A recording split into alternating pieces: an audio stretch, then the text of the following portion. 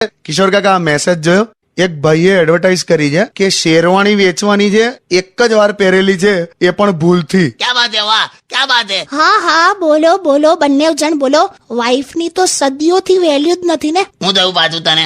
કેમ તમે ખુશ ના થયા જયારે પેલા કીધું કે શેરવાણી વેચવાની છે, એક જ વાત પહેરી છે, ભૂલથી? એટલે એમાં હું છેલી, પણ તને જોક છે, હવે હસી કાઢવાનું. હા તો તમે લોકો હસો, મને નથી આવતું હસવું. ઓકે, જેવા મેરેજ થયા એટલે બસ પત્ની બની એટલે બસ વેલ્યુ પૂરી. જો હવે તારી હવાઈ આડી છૂટી છે અત્યારે. ચિલ કાકી, યાર ખાલી જોક છે. અને તને કહી દઉં, આમ જો આવું કેમ થાય ખબર છે? લગન પહેલા તું જ્યારે મને મળવા આવતી હતી, તું યાદ કર, ત્યારે તું ચોકલેટ ને પેલી હું મિલ્ક ચોકલેટ ને એવું બધું લાવતી હતી મારા માટે.